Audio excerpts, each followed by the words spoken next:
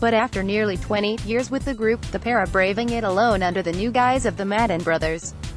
Their latest single, We Are Done, has already hit #1 in Australia, and this week sees them release their new album, Greetings from California, across the globe. Congratulations on the success you've had so far with your new single, We Are Done. It's a very different sound compared to Good Charlotte. Were you nervous about how fans would react?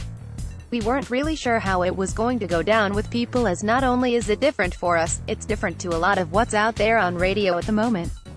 It was important for us to put out a song that represented what the record was like, but in some ways the whole record is a risk. We weren't going to team up with a superstar DJ and record a big pop song. That was the direction a lot of people wanted us to go in, because that's where music is at, a dance album. If you had gone down that path, who would you have worked with? I actually have quite a few DJ friends, and I've done a lot of backing vocals for songs in the past. Steve Angello is someone creatively I get along with, so we could have done something with him. Basically, we're like big kids when we get in the studio. I'll try out anything.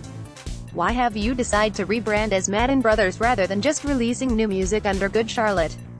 Creatively, there are things Joel and I have wanted to do for a while to keep us happy as artists.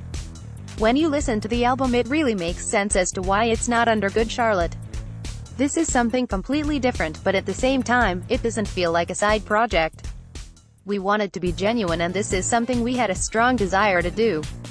We started Good Charlotte when we're 16, put out our first album at 20, and now we're 35. It's time to have a go at something else. We're hearing a lot of 60s and 70s soul rock on the album Greetings from California. Where did that influence come from? You're definitely right there. We basically listened back to all the records we grew up with that our parents played to us. Beach Boys, The Beatles, The Eagles, Stevie Wonder, Bill Withers, etc. The record has a distinct California vibe to it. I remember rebelling against that sound as a teenager, but we seem to have come full circle. After the whole Good Charlotte vibe, this is where we're at. What's the best song on the album? There's a song on the album called Brixton that I wrote in Brixton.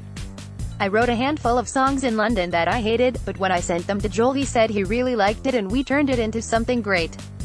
I also love the song Brother. It's probably the best song we've ever written together. It tells the story of the relationship we have with our father in such a way that we won't have tell it again. The original pop-punk sound you had with Good Charlotte feels like it's also having a resurgence with bands like 5 Seconds of Summer. Does that make you feel a bit old? Yes and yes, but 5 Seconds of Summer remind me of Good Charlotte in the best possible way. They're younger us. I'm glad they're doing this sound, and I'm very happy to pass the torch. The thing is, me and Joel have always written pop songs, we just dress them up differently. We actually wrote 5SOS's song Amnesia, and it's to see that sound coming back and being a part of it. Back in the day, we often felt the brunt of being a rock band singing pop melodies. I'm glad it wasn't for nothing. The Madden Brothers' new album, Greetings from California, is out now through Capitol Records.